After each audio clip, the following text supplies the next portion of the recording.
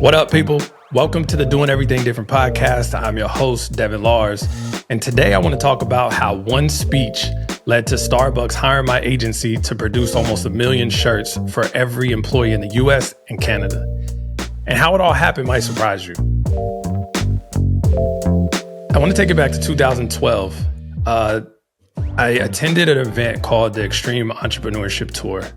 And it was basically an event where they brought top entrepreneurs under the age of 30 to different schools around the country to kind of teach them about entrepreneurship and talk about, kind of the struggles and the reality of stuff. And it was an incredible event. And I met the host there. Now, I had started my business in 2005, so I had been an entrepreneur for a while. It's been basically my full-time thing of what I always done. But I found it fascinating to be able to have entrepreneurs come on stage and speak and talk about their journey and just kind of use points of their struggles and stuff. And I just really found it fascinating. And I just remember I was like, man, I would love to do something like that. I would love to be able to share my experience and kind of illustrate stories and stuff that I've done to the next generation, especially youth. I liked, working with high school students and different things of that nature because I thought it's such a good age and it's so impressionable. And I wish that I had somebody that when I was in high school came to me and talked about the different challenges and journeys and just the reality of what entrepreneurship can be. And so I was talking to the host of the event and he was just saying that, look, like, if you want to do this and speak, like I could teach you. And I remember I was super nervous because I've always been kind of an introverted person, especially in high school and through school. Like I didn't like the attention being on me. I like kind of being in the background. And so I was just like, yeah, okay, well, whatever. And so we ended up connecting. He ended up being a really good friend of mine. And he got me a part of this tour and he got me a part of speaking across the country to, different colleges, different schools, talking about my journey and kind of what I've experienced. And so I really got into like doing workshops and helping youth and just kind of, again, using my journey to talk about where I had started from and where I was currently at. So in 2000, that happened in 2012. So I started, from 2012 to 2000, well, really since the pandemic, I was, doing a lot of speeches, going around the country, doing youth events, workshops, and different things like that. So I got this opportunity back in 2018 to host a workshop for some youth in Oakland, California, and to also do a keynote. And so it was, it was probably like 100 middle school and I think high school students. And so I hosted this workshop on basically how to set goals. And then after the workshop, I did a keynote and I just kind of shared my story and how we started off in our garage and, printed t-shirts and everything like that. And it was a really cool event. I was able to connect with the students. I was able to, again, share my story and talk about how, entrepreneurship has made an impact in my life and just kind of showing the possibilities of what is out there. And so I met this guy named Fred at the event. He was one of the sponsors, I think, that helped and involved with it. His fraternity was involved in kind of getting the youth together. And so we built a good relationship, right? We met at that event. He was a store manager at Starbucks and we kept in touch. He followed me on Instagram. We followed each other back. And I would just post content all the time, right? I would just kind of share my journey, share what we were doing, kind of what we were working on in the business. I would go into his store sometimes in downtown Oakland and work, and I would see him and we just chop it up, just kind of like really building a cool, relationship. And so after, I would say after about maybe a year or so after that event, maybe actually it was probably maybe 6 months after that event or so, I get an email from Fred that basically says that he had went to corporate to be able to help out with some projects. So he's now in Seattle working at the corporate headquarters of Starbucks. And he was like, look, we have this internal network. There's different networks within Starbucks, like kind of employee support networks. and he was part of the BPN, which was the Black Partner Network. And so he was like, "Hey, we're going through a rebrand, and I know that, you all do great work. I've been following you on social and kind of seeing what your work is. I would love to hire you for this project." And so we were like, "Yeah, okay, cool." We told him what the price was and kind of like what our budget was, and he basically saying that they were just kind of starting up and they didn't have a huge budget for it. But he was like, "Look, I want to get you within the Starbucks network." And so I didn't know how the internal Starbucks system worked. I really didn't know how Fortune 500 companies worked in general. We've done like some work with corporate companies and larger organizations, but not really to the extent of being able to work within them and like really do some significant projects. It's kind of been projects here and there at that time. And so I just said, okay, cool. Like basically it was, a super, super small percentage of what we normally charge that their budget was. And I just said, all right, cool. We're going to do it. I didn't really think too much of it. I didn't think that, honestly, I didn't even think that it would lead to more business within Starbucks. I didn't know, but I wasn't necessarily banking on it or expecting it because, again, I didn't know how their internal kind of system worked and stuff like that. But I figured that, Fred and I had a really good relationship. It was something that he was working on and doing, and it was something that I wanted to kind of be a part of. And so I put my team on the project and they designed the logo, set it all up, and the whole organization really loved it. And they changed their entire brand internally for that network to the logo that we designed. So then we started to do work with them slowly but surely. 2018, once we did that logo, they wanted to do some like t-shirts. So we ended up doing some t-shirts for them, very small quantities, started off at like 24 shirts. Maybe we did like different wristbands and pins and like different kind of products like that. So we helped design and then we helped produce those products. And our whole focus was just provide value, right? Like just deliver. We're going to deliver on every single project and we're going to make sure that we try to ship ahead of time. We try to make it as smooth as a process as possible because our whole philosophy is that if you make somebody's life easier, they're going to keep you around, right? If you provide value, if somebody's creating value in your life and some whether it's an app, whether it's a service, whether it's a company, whether it's a product, whatever it is, you're going to keep it around and you're going to tell your friends. And so that's kind of been our whole philosophy. And so we kept that relationship and just kept focusing on delivering project by project.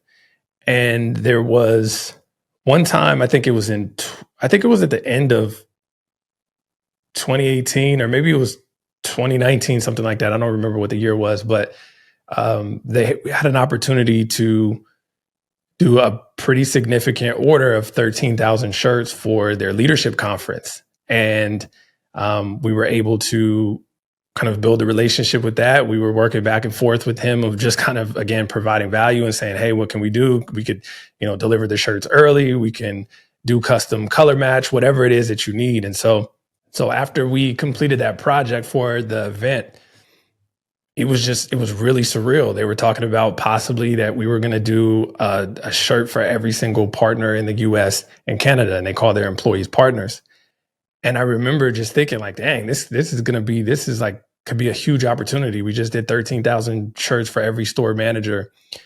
And back then to the date was probably one of our second to largest orders that we got, but for a big corporation. And so it was really cool to just kind of see the shirts. We saw pictures of the event. We saw all this stuff. It was just a really exciting time. And it was something that was kind of crazy to me because this was, we started off in a small partner network in the BPN, and then it started to expand, kind of across the company. And so again, our whole philosophy was just deliver value and provide whatever we can do, just try to do it and make their job as easy as possible.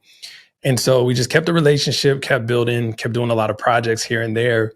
Random stuff would come up and we would deliver. Different partner networks saw what we were doing with the BPN and reached out to us, and we started to kind of build and develop their products. And it just started to spread within the organization, right? Like, again, once you provide value and you're creating something for people that's making their life easier, they're going to tell people about it. And so what we realized is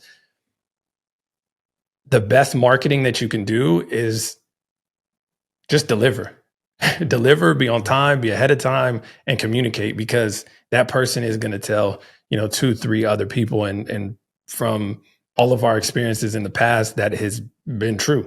It's always worked like that. And so different departments within Starbucks would reach out to us, and we would start to build, different projects and stuff for them. And we then did another campaign for the BPN that was like for some big conference that we did. And it was pretty interesting because the COO of Starbucks at the time, her name is Roz Brewer. She wore one of our shirts, the shirts that we designed. And it's actually the shirt that I got on right now, Keep It Brewing. And so it was really dope to see, going back from where we started off with just a wooden screen printing press in the garage to now working with a company that I use every day and a brand that I really believe in and like. And now their COO, a top, the second person in charge at the company is wearing one of our products. It was such a crazy moment, right? It was just such a crazy moment that, like, damn, visions do, like dreams do come to reality. As corny as that sounds, it's like, it's true. If you keep working and you don't give up, there's going to be a lot of twists and turns that kind of try to throw you off. But as long as you stay the course, things come true. And I think that was just a moment of reflection and gratitude and appreciation. And I didn't know where the partnership was going to go. I didn't know exactly how everything was going to play out. I was just like, all right, cool. I'm here for the ride. I'm enjoying the journey. I'm enjoying this process, and I'm celebrating all of the milestones and the wins. I remember one of our goals was to do a shirt for every partner, right? You go into all these Starbucks stores and you see the uniforms and all the employees having a shirt. And I remember telling my team, like, we're going to be doing that one day. And even though the biggest order that we had with them was only 13,000 shirts at the time, I just kept telling the team, like, it's going to happen. It's going to happen. And just having that vision in mind of like seeing and going into Starbucks and being able to see one of our products was a big deal. And it was something that I had in my mind that I was like, okay, this is going to happen. And so as time went on, that was in 2019. As time went on, things started to shift. COVID happened, 2020 happened, and that kind of completely changed the world and the scope of everything, and how our relationship with Starbucks kind of formed and started, right? Because now you went from, we were shipping to individual, locations and different things like that, to now the whole shelter in place stuff. And so we had to figure out a whole new kind of method internally for distribution, and how are we going to send to individual people's houses and stores. Like, our whole business model kind of flipped and changed. And so I remember in COVID, it was a little challenging. It was really challenging to navigate, but my team and I were just like, okay, how are we going to figure this out and kind of go back to our roots of what we said? How do we provide value? How do we showcase and make it easy for the Starbucks team to adjust? Because they're dealing with a ton of different things and a ton of different changes. How can we kind of make this process easier with the t-shirt ordering and stuff like that? And so we just really just went back and invested in our systems and our processes and how we handle distribution and fulfillment, and just got really aligned and set up the support system to be able to handle, the new orders that are coming in and the new kind of structure of how the world was. And so the whole George Floyd thing happened in 2020. And I mean, everybody experienced it. It was an interesting time in the country, right? There was a lot of stuff going on. And so we were talking with the BPN, and we were working on a project for some Stand Together t-shirts to just kind of show support with all the stuff that was going on. And it was a project that we were working on. And at first it was going to be an opportunity. It started with an email of like, hey, we have this opportunity for you that I think we're interested in possibly doing a shirt for every Starbucks employee in the US and Canada. And so I was like, okay, damn, this could be, this could be an opportunity in our time. And so we got on a call. We were working with the team. We were going back and forth with the design, the production, the timeline, and everything. And it wasn't for sure yet. We didn't have a PO locked in and all this stuff. So we were just like, it was a weird, interesting time because we were like very excited about the opportunity to be able to do this. And we didn't know if it was actually going to go through. And we were like, damn, are we getting ready to, you know, produce a shirt for everybody in the US and Canada? And after we ended up running some samples, we got a design together and we set it up and we got an approved PO. And it was an interesting process because they ordered basically 220,000 shirts for every employee in the US and Canada. And we had like 4 weeks to get it done in the middle of COVID, and so it was such a big project and process. And it was crazy. There was a lot of moving pieces, but my team came together and we executed and we delivered it and we got it done, I think, a week and a half, 2 weeks early.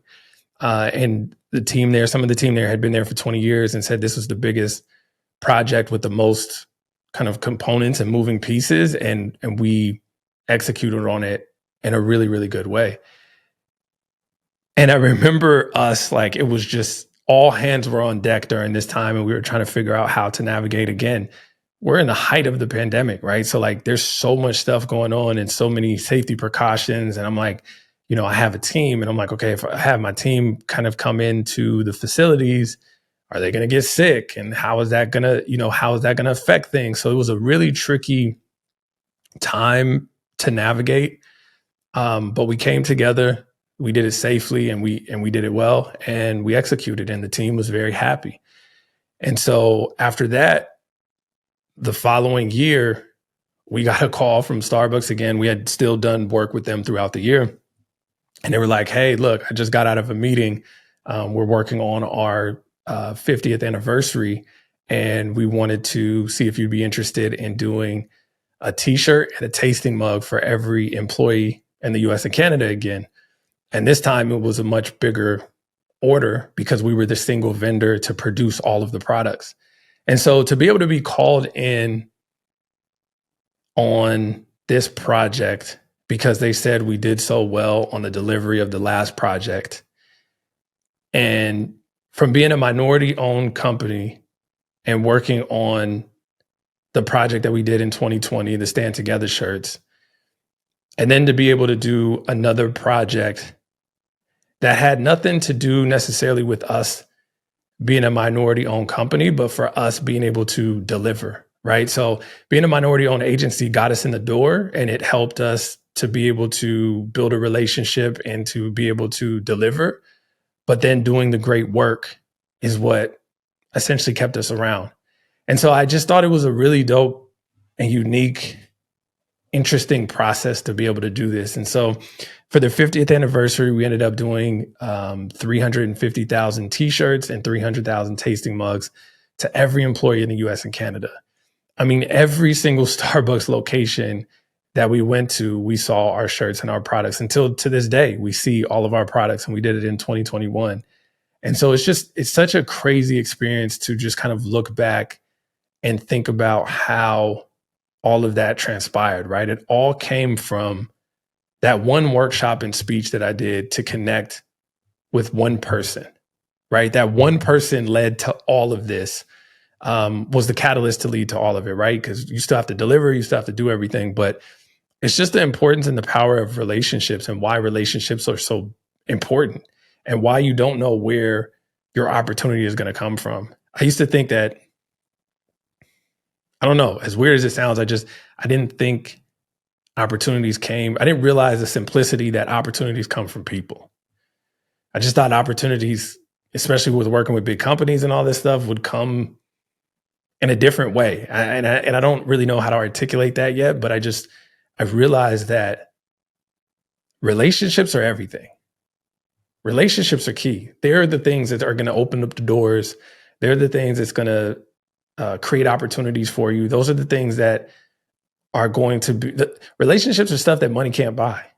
You can't buy a good relationship with somebody. If you burn somebody and do something bad, yeah, I mean, you possibly could do some business stuff with them, but it's not going to last, and it's not going to be something that you can really build on. And so looking back at everything, I just think the importance of building relationships, the importance of going the extra mile and adding value, and the importance of playing the long game, right? Like when I look back and analyze how we got there, how we got this account, and how this account has grown. Now we do all of the merchandise for the Starbucks Reserve stores, right? So like all of the Starbucks Reserve stores, we handle all the merchandise and the production of that.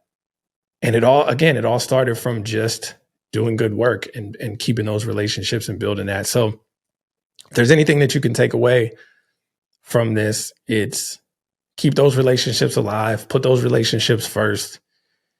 Think about the long run. Don't think about the short-term dollar. You know, if we would have said and stayed firm to our price in the beginning when Fred reached out to us about the rebrand, none of this stuff would have been possible. If we said, oh, no, it's actually, this much more, and we're just not going to be able to do it. I see so many people, so many entrepreneurs, especially in the beginning, think it's all about the money. And if they're not getting paid, they're not going to do it. And that's just such the wrong thinking. It's just, especially in the beginning, like all you have is to be able to add value in time, especially when you don't have any clients and you don't have receipts. We didn't have receipts at the time. We couldn't showcase what we had done on that kind of that scale and that level. And so we knew that, okay, we just need to get an opportunity. We just need to have the opportunity to be able to go in there and over deliver on stuff. And we're just going to make sure that when we get in, that they're going to know who we are, And so I think that if you're starting right now or getting ready to start, stop thinking about the short-term dollar, stop thinking about the money of it, and think about the relationship and the long-term aspect of it, because the long-term relationship is what's going to pay you out in the future versus the short-term dollar, because those dollars are going to end and they're going to go quick. I don't care how much it is. It's not going to last forever, but building a good relationship could pay dividends far into the future. So hope this episode was helpful. I think this is, I think those principles, as I've looked through how we've gotten all of our accounts, how we've grown our agency and our business, has been the things that have been tried and true to get us to where we are without having any salespeople, without having any, business development type of stuff. It's just been pure building relationships, working with people, staying true to our word, adding value, going the extra mile, and thinking about the long-term relationships versus the short-term dollar. So hope it was helpful. I appreciate all your likes, comments, and messages. If you haven't already, please subscribe, like, comment, whatever. I would love to kind of hear your feedback in terms of episodes that you would like to hear, guests that you would like to have us on. And until next week, I will see y'all soon. Peace.